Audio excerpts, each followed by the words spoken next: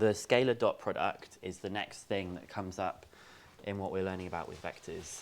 And this is like a new way, like a new operation, okay? The most similar thing that this operation is to operations you understand already is probably the most similar to multiplication, but this is not multiplication, okay? The scalar dot product of two vectors is a definition that is as follows.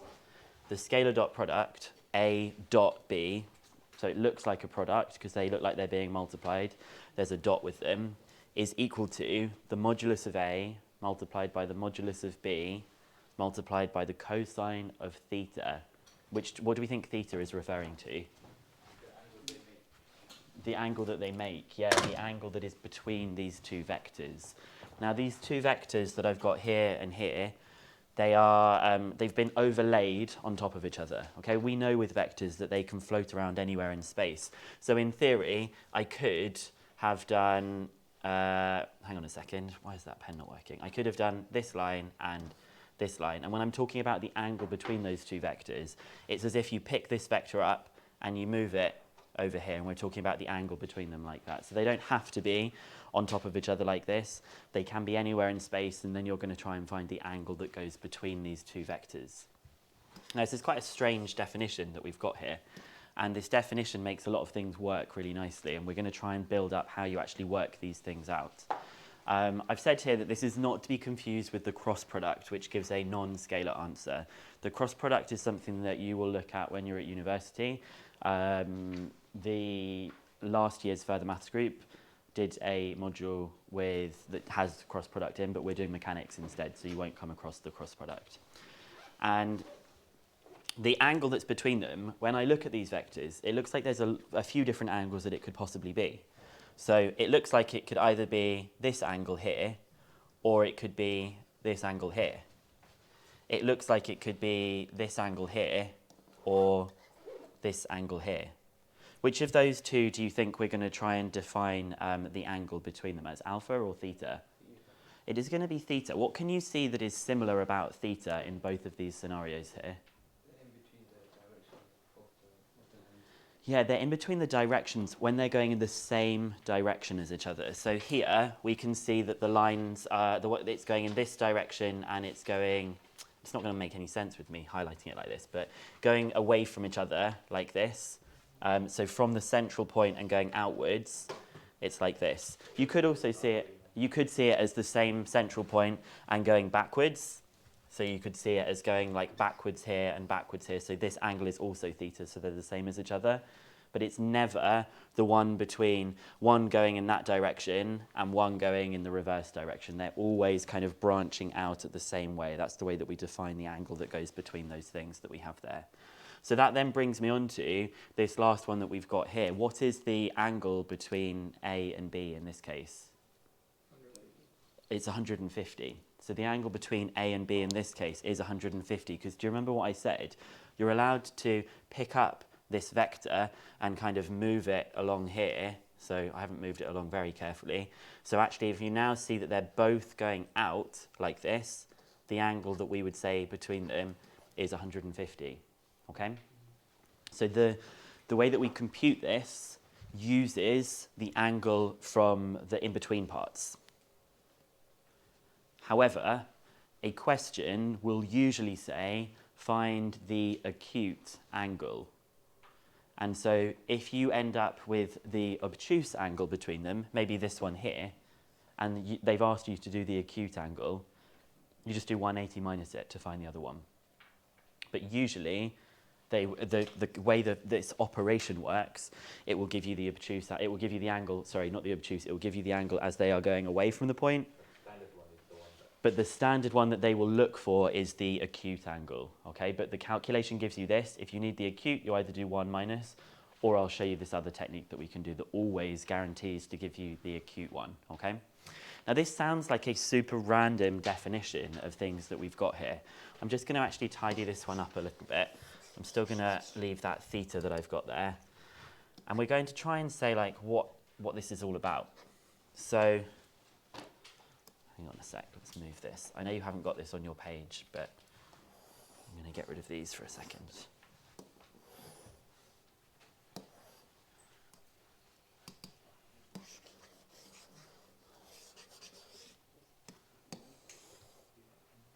Now, what is the point of this definition? Where does it come from? So if this is theta, and this is A, and this is B. Now, the modulus of A is nice and easy. The modulus of A is just the length of this line that we've got here. But the modulus of B cos theta is a little bit different to think about, okay? I'm going to just do something a little bit strange. I'm going to create a right-angled triangle here. And I'm just going to draw this right-angled triangle just somewhere separate for a second to see if I can make a bit more sense of this. So if this is B, and in fact the length of this line is actually the modulus of B, and if this is theta, I want to find out for a second, what do we think this distance here is? So we can do SOHCAHTOA with this, because it's a right-angled triangle that I've created. This triangle here is this triangle here. When I do SOHCAHTOA with this, and I want to say, what is this distance here? We know that what's the thing that connects these three things together? So we know that cos theta is equal to the adjacent over the hypotenuse. So x is equal to the modulus of b cos theta. So this distance running along the bottom for here is the modulus of b cos theta. And then let's say that this distance of the a vector here is the modulus of a. So the way this idea has come up with, to begin with, is to try and find out these two vectors being multiplied together. It looks like we're going to try and multiply the two vectors' lengths, but because they're not going in the same direction, we have found the amount of b going in the same direction as A. This is kind of where the idea of this has come from, okay? Because if someone's trying to say, let's try and multiply two vectors together, it doesn't make sense to multiply two vectors together when they're going in different directions to each other. What does seem to make some sense is to try and multiply their lengths. But because they have directions, we have to be trying to multiply their lengths in the same direction. This is sort of the intuition that comes behind why this formula here was created, why this operation was created in this particular way. Okay, you're never going to need to know the depths of why this is, but I remember when I first learnt this, it just felt like someone was telling me what a dot b was equal to. Okay, so this is sort of the idea. We've got these two vectors. We're trying to find out if I multiplied them together, well, they're going in different directions. Let's force B to go in the same direction as A and find out how much of B is going in that direction. And then we would multiply them together, okay? What do you think would happen if the angle between these two vectors was 90 degrees? B would be 0. It would be 0, okay? What was in your head that made you realise that it would be 0? Because there's a couple of things that you could think that would give you that answer. Cosine 90 is 0. Okay, good. So Haroon thought actually the cosine of 90 is 0. Using this definition that we've got here, if I said that B was going like this and A was going like this and the angle between them is 90, yeah, good. B is not going at all in A's direction. So using this definition of saying the length of A multiplied by the length of B going in the same direction as A, well, none of B is going in the same direction as A. So when those lengths got multiplied, you'd be doing a 0 multiplied by an A. So there's those two ways. One of the ways is Haroon is saying is he knows that the cos of 90 is 0. The other way, the geometric way, is saying that they're not even facing in the same direction at all. So there's no way that you're going to have any answer for that. Okay? If it was 180, what is the cosine of 180? Cosine of 180, quick sketch of the cosine graph. -1, so -1. So they could be going in the opposite directions as each other, but that makes sense geometrically, because if you've got this one and this one, the length of B that's going in the same direction as A is minus what it was, because it's not going in the same direction. We're actually saying if you minus it, it goes in the same direction. Okay? So that's just a bit of like background exploration of like what this thing is, and it's not just been randomly created. It wasn't just someone who one day said like, oh, I'll just try out these things and see what works. There's a bit of intuition behind it. And then we're going to try and actually work out what, we know what the right-hand side is, okay? We know what this bit is. We don't really know what it means to dot two things together. We'd have to use this right-hand side to be able to do it. So, I'm going to just go on to this next page. I can come back onto this page in a second if you need me to.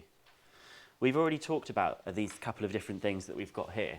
And we've said the cosine of, what's the cosine of, pardon? Good, the cosine of 90 is 0. Oh, I've grabbed the wrong thing to remove it. Maybe I'm just filling that in, actually. Won't let me grab and move it. Anyway, not a problem.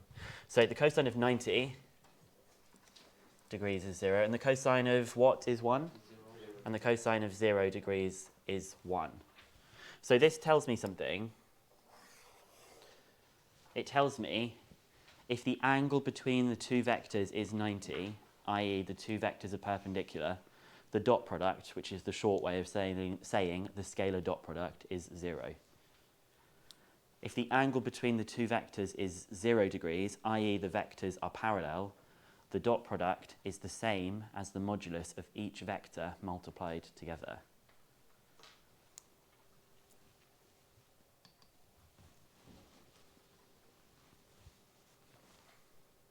So I'll let you write that down, and then we're going to think about exploring the dot products of some vectors together.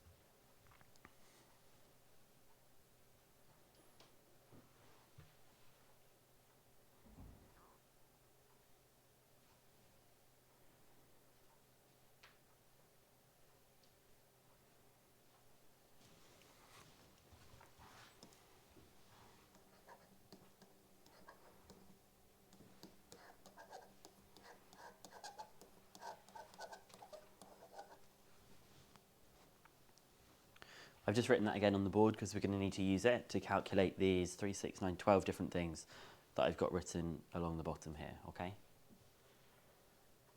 So we're going to try and find out the dot product of some of these. I'm going to do a few of them. I might do a few random ones that we've got here, okay? So this is I dotted with I. In other words, I hat dot I hat. Well, I dot I is the modulus of I times the modulus of I times the cosine of the angle between them, which is 0. What's the modulus of I? 1. So it's 1 times 1 times 1. So I dot I is 1. Okay, you get what's happening. So we're now going to try and build up how do all of these vectors dot together. J dot I, well, you're going to have the modulus of J, which is 1, the modulus of I, which is 1, times the cosine of the angle between them. What's the angle between I and J? 90. So you get 0. We get 0 because J and I are perpendicular. I'm just going to do one of these ones over here, okay? So we've got 2i and 4i being dotted. So this would be the modulus of 2i multiplied by the modulus of 4i multiplied by the cosine of the angle between them. What's the angle between them? 0. What's the modulus of 2i? The modulus of 2i is 2. What are you doing? You square it and square root it, but it's already just going 2 to the right. So it's just going to be 2 times 4 times 1. So it's just 8. Okay, so I want you to find out everything else that we've got on this section that we've got here, okay?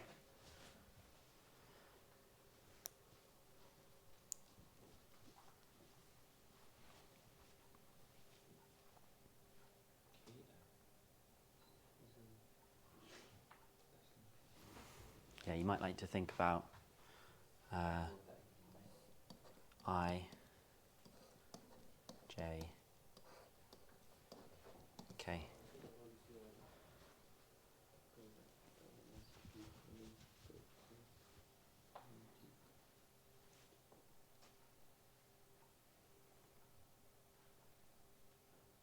I and G, G, I, you see. Yeah, because they're still going to have an angle. Yeah, so it doesn't really matter which way round we're doing them, does it?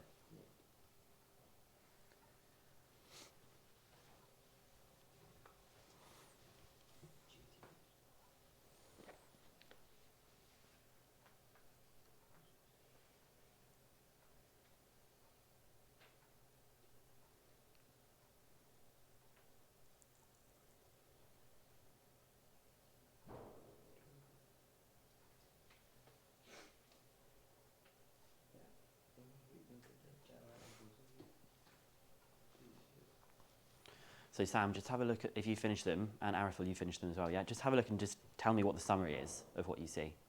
Okay, see if you can summarise what this exercise is telling us. And don't tell me yet, okay? Just have a little think, what's the point of all this? What kind of patterns have we noticed? I'll just give you a few seconds more and then we'll do these together.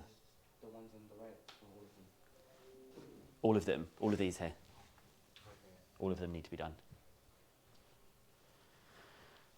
Okay. Haroon, what is k dot I? Why? Because I and K are right angles. Because the definition of those three vectors is they are all perpendicular to each other. This little diagram here, I and K are perpendicular, J and I are perpendicular, J and K are perpendicular. That's the definition of those three vectors. They are all perpendicular to each other. So I dot J is 0. J dot K, J dot J is how much? 1. J dot K is 0. K dot J and K dot K, 1. Okay, so these ones here, we can see a pattern in the table, right? I have I dot I, J dot I, K dot I dot J, J dot J, K dot J. J dot K, J dot, oh, that shouldn't say J dot K, that should have said I dot K. But it doesn't matter. I'm trying to show you that everything is 0 apart from I dot I, J dot J, and K dot K. And so these ones that we've got here, what would 3i dot 7k be? 0, good. And then 2j dot 4j is 8. Okay, so what seems to be the summary here? Sam, what's the summary? So if they're perpendicular to each other, it's always going to be 0. Okay. If they're in the same direction, or I think if they're even partly in the same direction, then it's going to have a value. What do you mean partly in the same direction? If there's like a component of one vector in like the j direction. Oh, okay, yes, I see what you're saying. But at the moment, just when we've got these like two simple vectors, it just is if they are the same, you just multiply the numbers together. If they're two different. If they're different, they're just 0, okay? So we should then be able to come up with how to do all of these kind of ones that we've got here. I'll explain what this bit at the top means in a second. But in theory, what you do when you're doing a dot product, this is, and you might not want to write this one all out because it's going to be a bit long, okay? This is 5i minus 2j plus 0k dotted with 3i plus 3j plus k. Now, the way you would expect this to happen is you would do this one dotted with this one dotted with this one dotted with this one. Then you do this one dotted with this one dotted with this one, and this one dotted with this one. Then you know that. But you know what? I to J, I to K is 0, 0. Good. So this one to this one is going to work, but the other ones are going to be nothing. Then you know that the 2j to the 3j is going to be something, but the j's with the I and the k are going to be nothing. And then in theory, you know, even though this is going to be 0 because of the 0 here, the k would only go with the k. So you could write out the entire thing and expand it. Now, this is why I didn't want you to write this one down, because the only thing that's going to work here, actually, I guess you could do it like this. So we've got 5i dotted with 3i. So it's the modulus of this times the modulus of this times the cosine of the angle between them, which is 1. So it's just going to be 5 times 3. So you just get 5 times 3. Then the next one that we've got is the minus 2j dotted with the 3j. Now this is interesting. When you have minus 2j dotted with 3j, is it going to be 6 or is it going to be minus 6? 6. So let's work it out. The modulus of this is going to be, well, let's write it out. The modulus of 2j, the modulus of 3j. What's the angle between them? Oh, 0. It's going to be negative. The, 180. the angle between them, this is 2j, and this is 3j. Oh, 180. So the angle between them is 180. So it's the cosine of 180. So you get 2 times 3 times by minus 1. So you do get minus 6.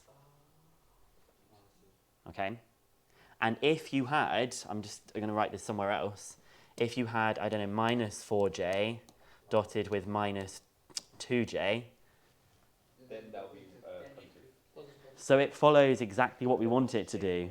Yeah? Like, we know that a negative times a negative is a positive. But because we're doing the modulus and the modulus, you've got 4 times 2. So actually the modulus kind of gets rid of the negatives for us anyway. So that's the only other scenario that we didn't look at before. And we've looked at it at this stage. So actually it does exactly what you would predict. You're just going to have minus 2 multiplied by 3. And then for the last one, we've got 0 multiplied by 1. So you just get 15 minus 6 plus 0, which is just 9. So the dot product of those two vectors is 9.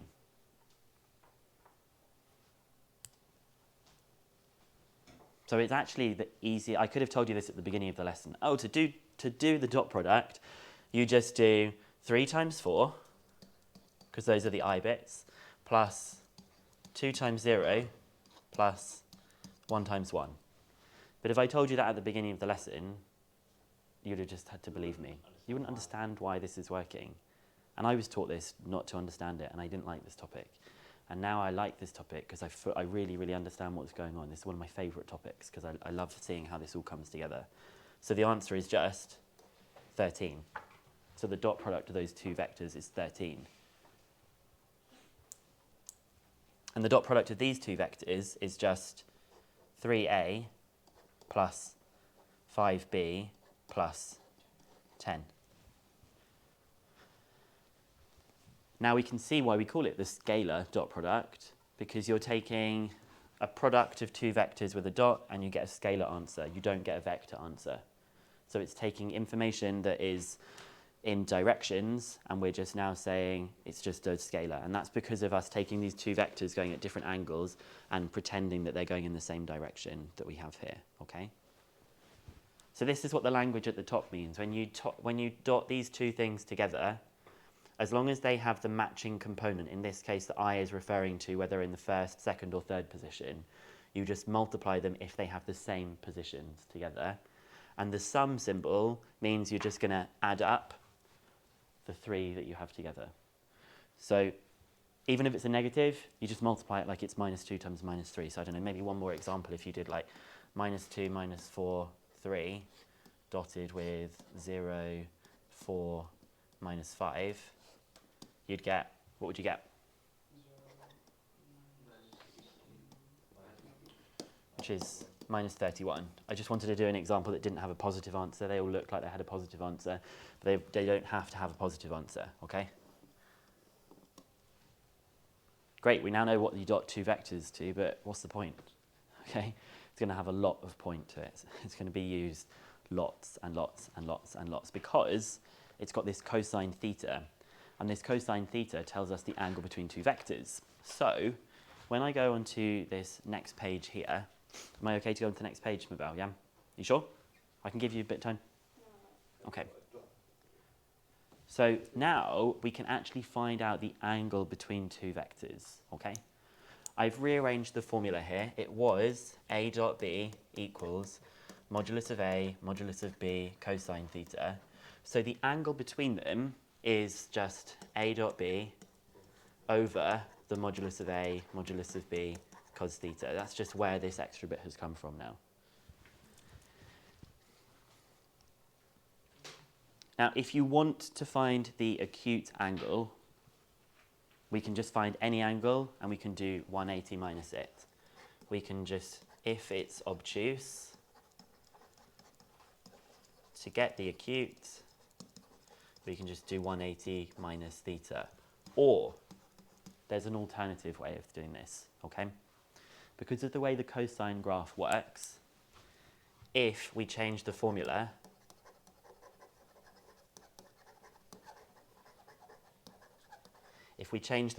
to cosine of theta is equal to the modulus of A dot B over the modulus of A times the modulus of B, this will always give us the acute angle. Why? Because I'll show you with the graph. So you know this thing on the top, the A dot B, that is either like 9 or 13 or minus 31. This one that says minus 31 will give you an overall negative for the cosine. When I draw what the cosine graph looks like, do you know what this angle is here on the cosine graph? 90. Okay, so if the overall cosine is negative, it's going to be inside this section here. And this section here is an obtuse angle. But if you just take the modulus of what that is, it will give you the acute version of it. Okay? Because if you took the modulus, it kind of reflects it upwards, and it would actually give you it. So this is me just to give you a bit of a shortcut if you want to. You can just ignore whether it's negative, make it become positive, and it will always give you the acute angle. But sometimes they might want the obtuse. Okay? If it's a negative overall, you're guaranteed to get something that is an obtuse angle because it's in that section of the graph which is negative. Okay? So let's actually find out what the angle is between these that we've got here. So we know that the cosine of theta is A dot B, which is going to be 5, 3, 1. And you have to try and write these kind of squat so they fit in. Dotted with over the modulus of this times the modulus of this. How do I find the modulus of this? So it's going to be 5 squared plus 3 squared plus 1 squared multiplied by the square root of 1 squared plus 5 squared. Okay? I'm not going to have to take the modulus of the overall thing to get the acute angle here, because clearly the numerator is going to be positive, and obviously the denominator is going to be positive. Why am I saying obviously the denominator is going to be positive? Because it's modulus. We've already taken the modulus of the A and the B, so we know they're going to be positive. What is the numerator in this case? 10. It's just 5 times 1 plus 0 plus 1 times 5 all over. What does this simplify to?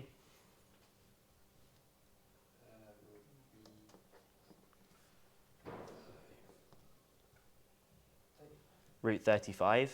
Easier to do the 3 squared and the 1 squared because you know you've got 9 and 1, which is 10. Add it on to 25 and you get 35.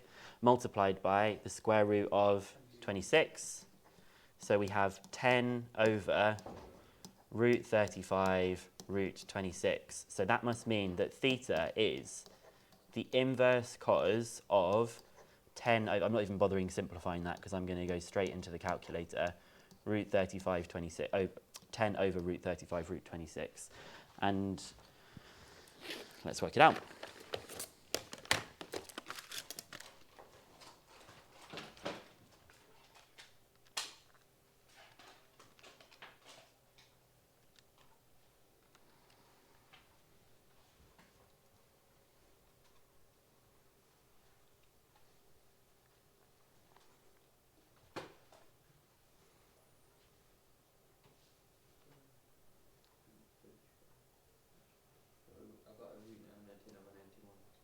And did you do the inverse cos of that? No, I didn't do that. So do the inverse cos of this thing here, which you've got on your calculator now, yeah? I've got like 70.6. Good. It's 70.6 degrees to 1 decimal place. So we've got these two vectors which are 3-dimensional. Are you in the correct calculator mode? Probably not. I want to do That's really strange. 25, maybe 26. Oh, that's why. So we've got these two vectors which are three-dimensional. So you've got to imagine these kind of like, I kind of imagine them a bit like a straw or a pen, like in three-dimensional space. And they're hovering separate to each other. But actually, if we were to put them together, because you know we can move these vectors together, then the angle between them is 70.6 degrees, the acute angle that's in between them. And because we have it at 70.6, we know that it's between them running away from each other as 70.6, okay? If you do take the modulus of the whole thing, it could be either of those angles. It's always going to be the acute angle. It doesn't necessarily mean it's from running away. It could be the other part of it from that earlier diagram that we had, okay? So that's how we now use this in a practical kind of context to find the angles between two things. This one, though, we've been given a triangle ABC, and we want to find, first of all, the angle ABC, and then we're going to find the area of the triangle. So this is an application, and this is something that is actually in Year 13 maths. You often get asked to find the area of triangles. But you can, when you do it in Year 13 maths, you can use this technique rather than the longer technique that I'll teach you in maths next year, okay? So anything you do in further maths, you're allowed to use it in normal maths, okay? So I would like to draw a sketch, although I'm obviously not going to be able to draw a proper sketch because I can't draw in 3 dimensions. So I'm going to have A, which is 2, 3, 5. B, doesn't matter where you put them, 5, 0, 4. And C, which is 4 minus 3, 2. And the angle they want us to find is the angle ABC. So that's the one at B, isn't it? It's the middle one that we have here. So we're trying to find out what this angle here is. Okay, so what vectors do you think I need to work out to be able to do this? I need to work out the vectors BC and BA, and that's to do with that same idea at the beginning of the vectors growing from that one point to find the angle that's in between them. So there's quite a lot of work that gets involved in vectors questions, but it's all simple calculations, but there's a lot of work to do, okay? So we're going to do, first of all, find out what BC is. How do I find BC? C minus 3 I do C minus B, so that's going to be 4 minus 3, 2, minus 5 minus 0 minus 4. So it's minus 1 minus 3 minus 2. We're now going to work out the other one, which was BA, which is going to be A minus B. So that's going to be 2, 3, 5 minus 5 minus 0 minus 4, which is minus 3, 3, 1.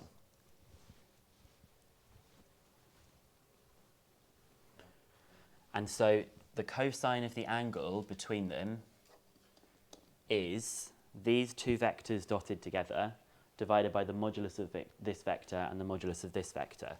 So on the top, we're going to have minus 1 minus 3 minus 2. I know Arafil's going to do this all in his head. Minus 3, 3, 1, divided by the modulus of them. So we're going to have 1 squared plus 3 squared plus 2 squared times by 3 squared plus 3 squared plus 1 squared. Now I'm not going to take the overall modulus of this one. Why would I not take the overall modulus of this one? Has it asked for the acute angle? No, and actually an obtuse angle is telling me about this triangle. Yeah, it's asking about a specific triangle. I want to know the specific angle between it, because if it's an obtuse angle, it's going to give me a different area than if it was an acute angle. So that's only if they ask for the acute. Okay, so what do we think the dot product is? So we get 3 minus 9 minus 2, and then the surds that we've got, what's 15? I think it's 14, the first one, because you've got 9 and 1 is 10, and 2 is that, so you get 14. And the second one? 19. So that all simplifies to 3 minus 9 minus 2 minus 8. So you've got minus 8 over root 14 root 19. Sorry, I don't think I've given you quite enough space to be able to do this one. You might need to spill a little bit lower down as well. I'm going to have to squeeze it in up here. So theta is the inverse cos of that.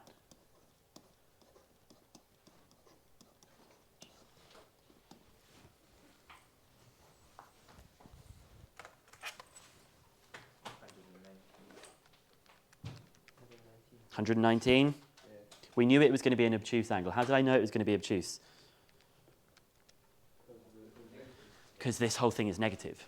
And that whole thing being negative means it's inside that part of the graph where it's negative. If it's ever negative, You know it's going to be an obtuse angle. If the question wants acute, you could just ignore the negative sign. But this one, it's interesting that obtuse is going to change the question. So we get 119.4 degrees. I don't know how I'm going to fit this on here, but I'll try. In fact, I might extend my board a bit. So we're not done yet, are we? Because they wanted us to find the area. So the area of ABC, what formula are we going to use to find the area? We're going to use a half AB sine C. I'm putting that in inverted commas because the A's and B's are referring to different kinds of things here. So we're going to have a half. Well, what's the length of these two sides here and here? We've done the modulus of them. Have we already done the modulus of them? We have. We've got them here, haven't we? We've got root 14 and root 19. So it's going to be half times root 14 times root 19 times the sine of 119.4. And you've already got that 119.4 in your calculator.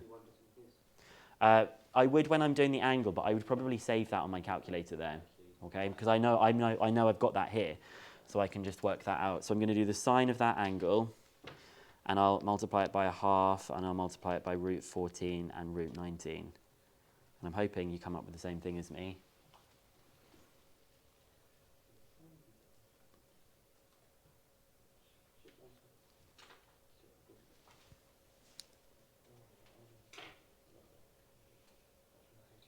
You got it? What did you get? 7.1. 2 decimal places, should we do? 10 or 11? 7.11.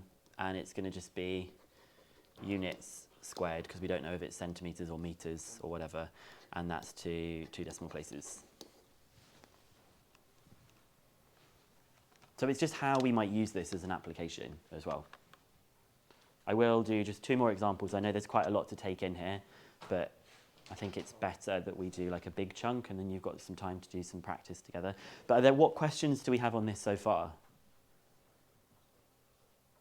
Is there anything that you're like, oh, what about this? Or is there anything you're a bit unsure of?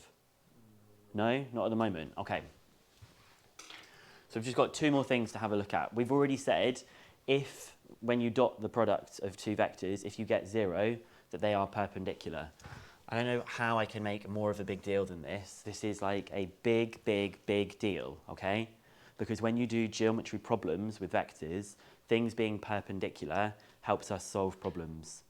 Do you remember when we were talking about that circle question and we talked about 2 lines going through it and we had the center of the circle and we were trying to find the shortest distance between a point and a line? Do you remember what we said that feature was between the point and the line? Rather than it to there, or there to there. The shortest distance is when it's perpendicular. So this idea of perpendicular allows us to solve problems of things like shortest distance, which in real life is very useful because you want to find the shortest distance from 2 places that are in 3 dimensions or a line and something. That's got some really good applications in real life. So this fact we're going to use an awful lot. Okay, so this one's going to be nice and quick. We've got 2 vectors here and it says show that they are perpendicular. Well, I'll just do A dot B, which is 2, 3, 1 dotted with 1, 0, minus 2. And we get 2 plus 0 minus 2, which is 0. So you just need to write at the end. So A and B are perpendicular. Because you wanted them to equal 0 to show that they're perpendicular.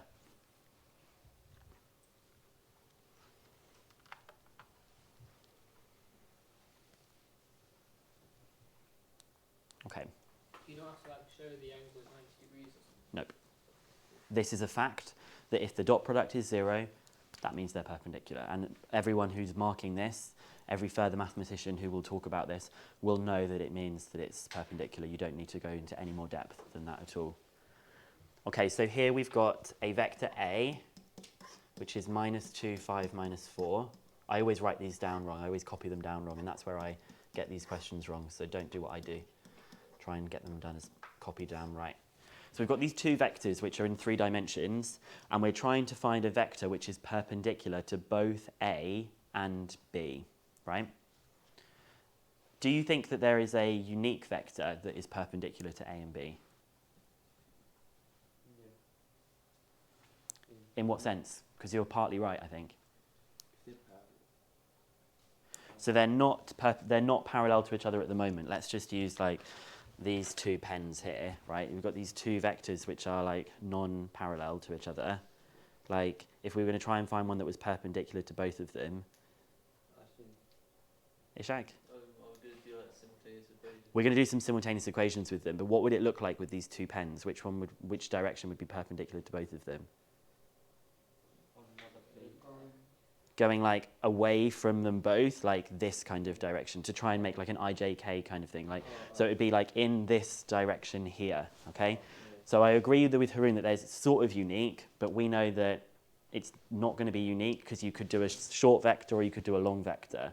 But we are going to set up some simultaneous equations. So let's call the vector which is going to be perpendicular to both of them, let's call it C. And we don't know anything at all about this vector, so I'll call it XYZ. You know, in the last lesson when we knew it was on the line, we didn't call it XYZ, we called it the line. But this one, we don't know where it is at all. And we know that A dot C is equal to 0 because we're going to find out what this perpendicular one is. So can we dot these and see what they are? Yeah. So we get minus 2x plus 5y minus 4z is equal to 0.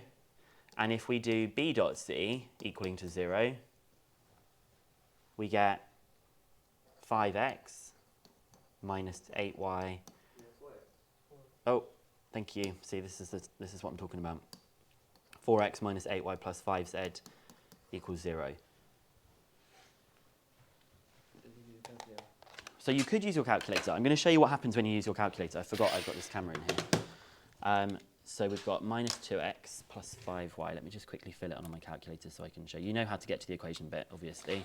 So you go to simultaneous, and we've got minus 2, 5, minus 4, and 0. And then you've got 4, minus 8, 5, and 0. So let me just go to the camera for a second.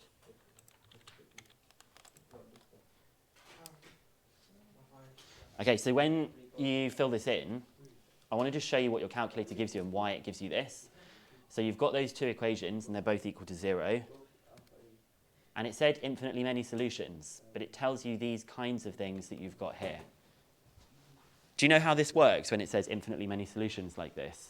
Yeah, it's like algebraic matrices. Yeah, so it says here that z can be equal to anything at all. Whatever z is equal to, x will be 7/4 of that value, and y will be 3/2 of that value. So what value could you pick for z? You just pick like any value. Yeah, I pick one. You can't pick any value. There's one value you can't pick for z that would 0, because your vector c, you would have 0, 0, and 0. So what you would have for your c vector here is you would say a vector which is perpendicular to a and b is nothing, is 0, 0, 0. Now, if we said that z was equal to 1, our calculators have showed us that x is, what did we say it was, 7/4 of that, so x would be 7/4 times 1, and y would be, did we say it was 3/2? So the vector c is 7/4, 3/2, and 1. But we don't really like having fractions in there, so what do you think I might do? Times it by 4. Times it all by 4, so I make it look as nice as possible. When I times that by 4, I get 6, and when I times that by 4, I get 7, 6, and 4. Now, you don't have to use the calculator to solve this simultaneous equation. All you need to do, without a calculator, just let z equal anything other than 0. Let z equal 1, and then you get two simultaneous equations. You get minus 2x plus 5y equals 4 when I put that to the other side, and you get 4x minus 8y equals minus 5. And when you solve these simultaneous equations, you will get that x is equal to 7/4 and y is equal to 3/2. But if you picked a different value for z, you'd get different, but they would... A generic kind of one. Well, your calculator gives you the generic kind of one. So we'll just put that in. But they wouldn't ask you for a generic kind of one. Yeah. Yeah? When can you say that z equals 1? When can you say that? Yeah. You can say it because you've only got two pairs of equations, and we know that there isn't a unique solution to x, y, z. Why is there no unique solution to x, y, z? There's a whole line. Because you can have millions of different possibilities, that as long as it is in this proportion of 7, 6, 4, as long as they're in the ratio 7, 6, 4, there's an infinite number of answers, because it's just like saying, okay, well, is it this vector that's this pen, or is it twice the length of the pen, or is it 5 times, or is it like a half the length of it? So you can have any of those options. So by letting z equal 1, you're kind of setting what sum of the proportion is, and then everything else falls in it. The only one you can't do is you cannot say that z is equal to 0. Because if z is equal to 0, you will get 0, 0, 0, and that's not perpendicular to both of them. Okay? But your calculator does do it for you. Like when we come back to this page that we've got here, if you can understand what this means, where it says z equals z, you can just then really easily substitute whatever you want in for z. If you put in 4 for z, you would get 7, 6, 4, and you've got your integers straight away. Okay? I know I've done an awful lot of talking and teaching there, but we're going to do lots of practice now from exercise 9C. It's the odd questions, and that should take us up to the end of the lesson, I should think. Okay?